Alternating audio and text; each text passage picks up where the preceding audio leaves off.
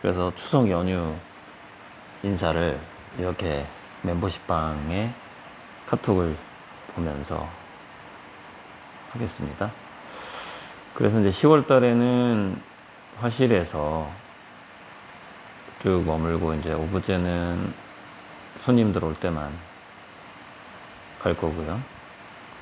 그리고 이제 사치아트하고 하이프 N이라는 서울 옥션하고 뭐 무슨 기업하고 손잡아서 약간 국내 플랫폼이고, 그러니까 C2C, 개인과 개인 간의 거래를 중개해주는 플랫폼이죠. 사치아트도 마찬가지고 하이펜도 마찬가지고, 하지만 뭐 갤러리와 개인 간에도 거래를 하죠. 이 안에서 갤러리도 올리고 개인도 그림을 올리고 하니까. 그러니까 저는 이제 법인으로 그림을 올리기는 해요. 그렇게 해서 판매를 하려고 하는데, 이 법인은 좀 수수료 할인이 있어서 그걸 한번 연구 중입니다. 자, 그래서 이제 그 대나무 움벨트를 저희 200호, 300호를 할 건데,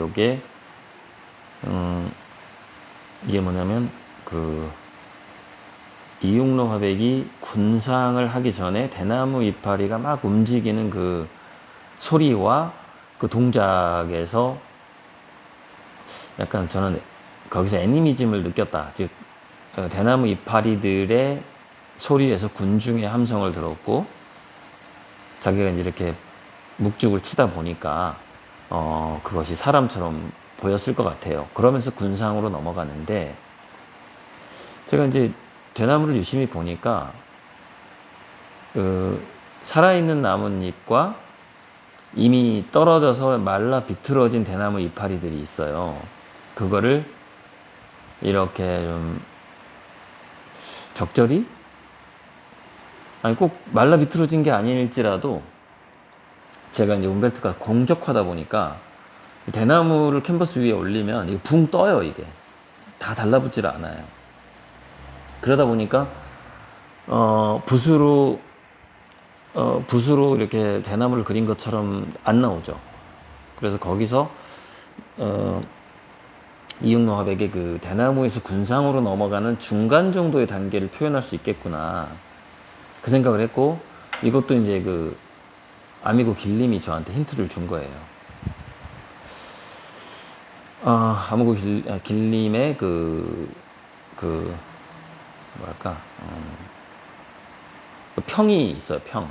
평이 있는데 그거 다 지금 공개할 수가 없어가지고. 자, 그래서 이제 이용독 이용독 조각가가 서울대 조속과 교수를 했던 분이고, 저랑은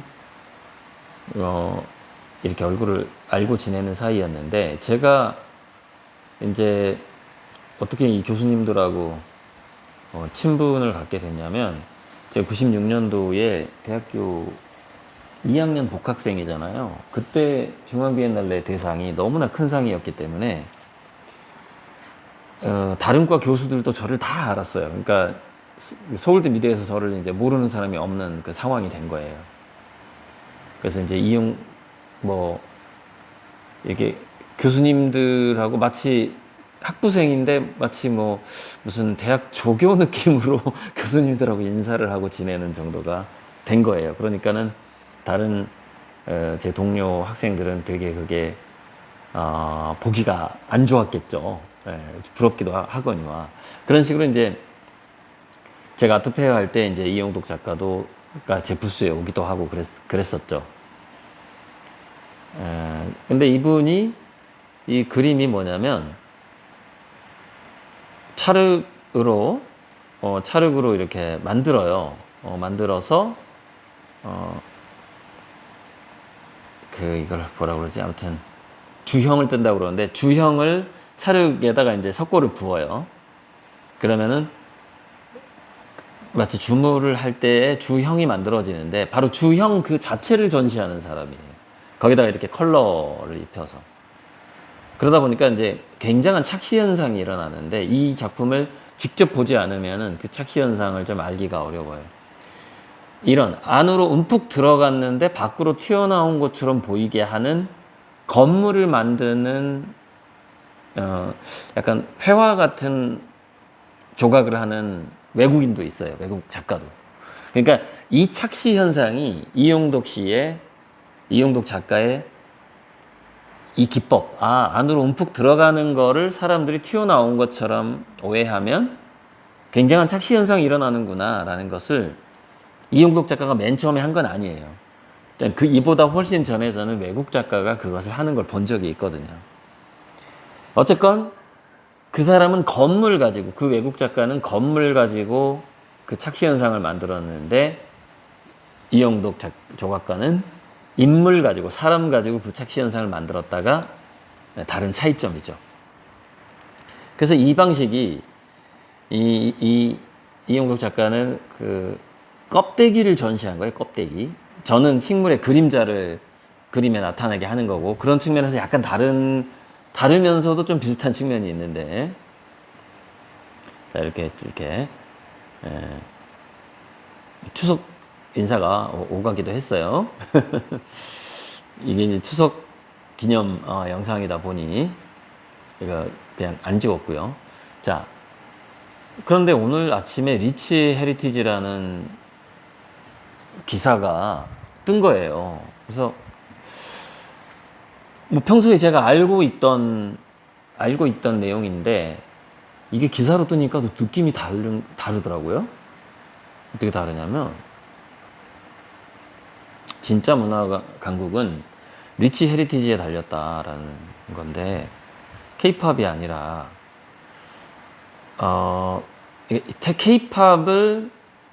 케이팝으로 우리 대한민국이 평가받을 수도 있지만, 중국이나 일본은 그 문화적인 전통하고 순수 예술의 확산을 지속적으로 노력을 해왔다라는 거예요.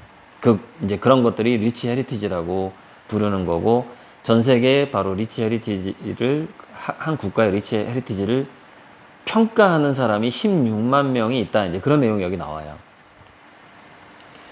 근데 이번에 캐대언이 참 좋은 거는 우리 전통 문화를, 전통 문화의 깊이감을 알리는데 정말 역할을 많이 했어요. 결국에는 케이팝이 징검다리 역할을 했고, 그게 캐대언으로 번졌고, 캐대언이 우리 전통 문화의 깊이 있는 어떤 깊이와 풍부함을 접하게 했고, 다시 이제 그게 순수 예술로 이제 확실하게 넘어가야 되는 그런 때가 온 거죠. 그래서 뭐 박진영 얘기도 나오고 이렇게 쭉쭉쭉 나오는데, 이게 이제 그래서 소프트 파워, 영국의 브랜드 파이낸스가 소프트 파워 지수를 하는데 우리 한국이 뭐 12위를 했고, 그래서 예술 엔터테인먼트가 7위고, 그런데 리치 헤리티지 점수가 있다라는 거예요. 리치 헤리티지 점수로 가면 28위로 떨어진다는 거죠. 중국이 25위고. 아니, 잠깐만. 그게 아니네. 25위가 아니라 충격이네. 중국이 3위고, 중국보다 25개 번이나 뒤떨어졌다는 얘기가 나온 거예요. 이 리치 헤리티지에만 집중했고, 제가 순위에는 집중을 안 했거든요, 아까. 근데 더 충격적이네, 지금 보니까. 중국이 3위다, 리치 헤리티지가. 그게 이제 여기서 나오는 거죠. 그 미술품의 거래액이 가운데쯤 보시면 미국이 43%, 영국이 18%, 중국이 15%예요. 전체 약 100조 시장에서 여기는 공식적인 것만 77조 6천억으로 지난해 이제 집계가 된 거고, 약 100조 시장에서. 그러니까 우리나라는 7억 7천만 달러 1%인데, 요게 참 좀 파고 들어가 보면요, 국내에서 거래된 외국 작가 그림이 굉장히 많이 차지를 해요. 이게 1%라고 볼 수가 없고, 저는 0.5% 정도 된다 이렇게 보는데, 0.5% 이하다 이렇게 보는데, 대략 너그럽게 잡아서 0.7%다 이렇게 보거든요. 한국의 순수 미술, 순수 예술의 존재감이 글로벌 시장에서 0.5에서 0.7% 정도 된다 이거예요. 근데 이 리치 헤리티지의 등수를 보면 순수 미술의 거래액과 등수가 거의 같은 거죠. 미국, 영국, 중국 이런 식으로.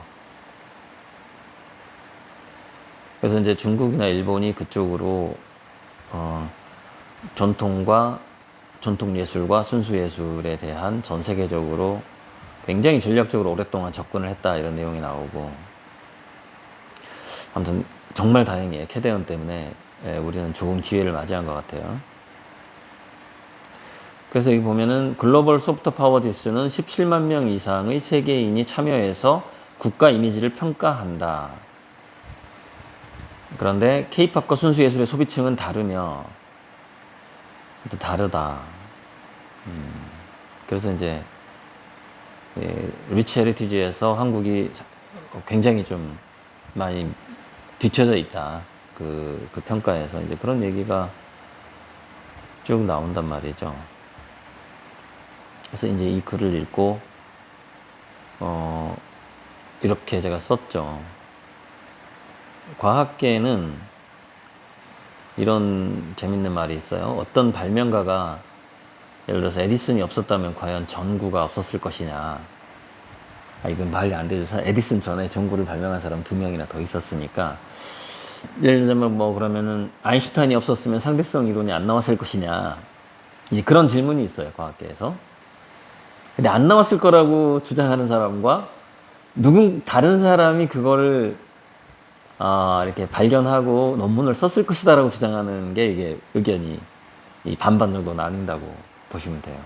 과학기술계도 어떤 한 인물의 아이디어가 상당히 중요한 역할을 한다는 거죠. 근데 이게 순수 미술은 더 하죠. 더.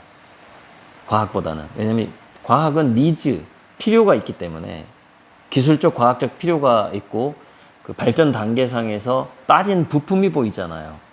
그래서 누군가가 그것을 끼워 넣듯이 발전을 할 수가 있는데, 순수 미술이라는 것은 무형성을 바탕으로 하고 필요 자체가 없기 때문에 어떤 그림을 그 화가가 개발하지 않으면